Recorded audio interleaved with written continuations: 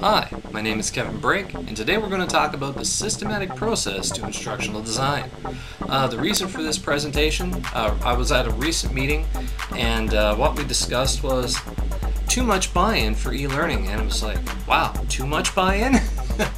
It was brand new to me. Normally it's kind of a resistant area, but for this one group, Mount Sinai Hospital in Toronto, one of the things mentioned is that they were getting a lot of buy-in and they needed a mechanism in which to evaluate what would make good online training and what would be best suited for in-classroom training.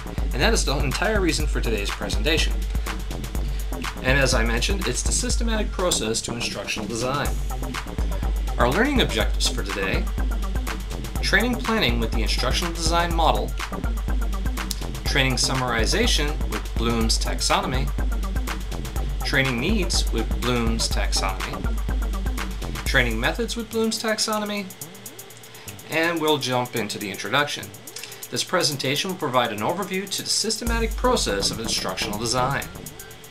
The presentation will focus on best practices for adult learning and showcase building upon Bloom's taxonomy as a tool for evaluating delivery methods for either in-classroom or traditional e-learning. One of the things to remember is that Bloom's taxonomy was not originally designed for this. I've actually edited this content and included a resource section and an evaluation section, and have divided them based on what is best or most commonly used practices over my years of experience developing e-learning, which I hope will be useful to you. Training planning. Training planning with the ISD model. Step 1, analyze. Step 2, design. Step 3, develop. Step 4, implement. And Step 5, evaluate. And repeat. So the biggest thing about developing training material, you just don't build it and forget it. Normally a lot of training have life cycles, which means that if you're selling the Ford Escape, you're only going to have a shelf life for that particular model over several years.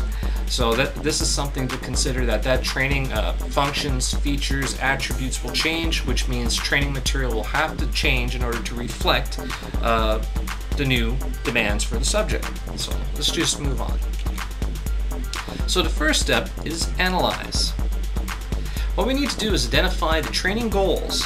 When reached, will equip learners with enough knowledge to complete their task. The function. In analysis stage, we're learning about the goals we need and to obtain in order to continue. The needs analysis and the gap identification is identifying what we have, what we need, and how we're going to bridge that gap. So you can consider that what we have is over here, what we need is over here, and there's a big gap in between. And the training curriculum, this is the bridge that bridges the gap. So we're going to move on.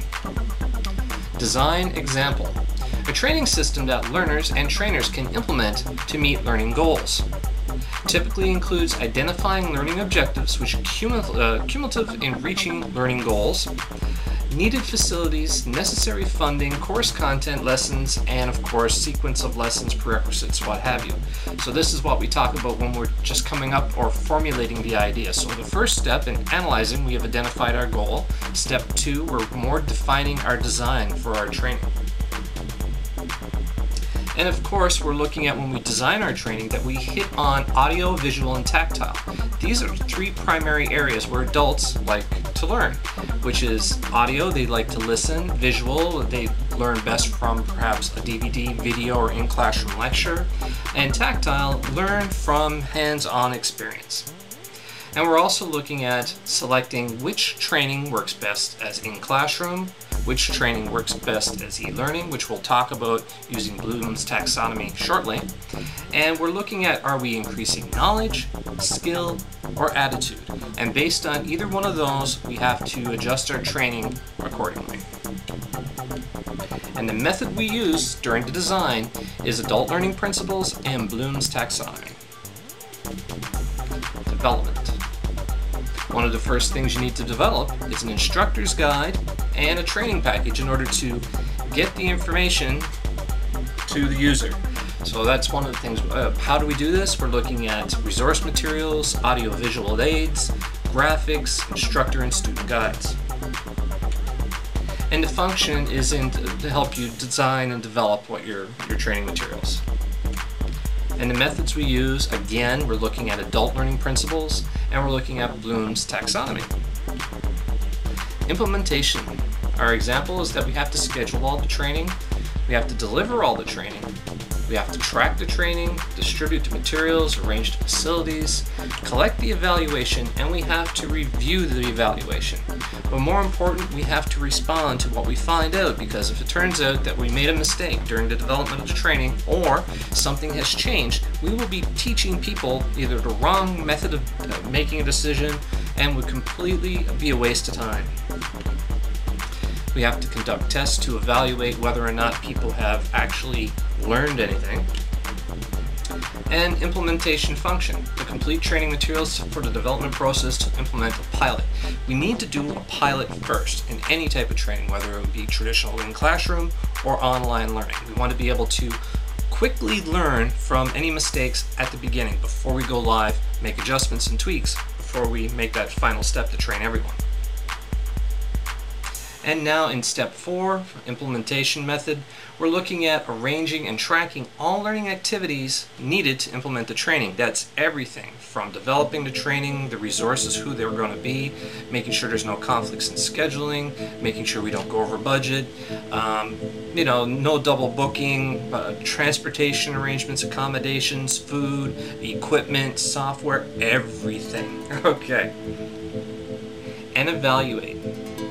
We review, again, using the ISD model, the Instructional System Design Model, and we continue to upgrade our training. We just don't do this once and leave it flat. We have to continue to improve on the training. And of course, we're looking at using Donald Kirkpatrick levels of evaluation. And first one is the smile sheet, reaction 1, level 1 reaction. So this is like initial feedback from those who are taking the course. Level 3 is observation, either during the pilot or from the frontline training deliverers or from the management that are actually watching the employee on site. We're also looking at that's observation by management in level 4. And of course, the method we're using Donald Kirkpatrick Learning Evaluation Theory.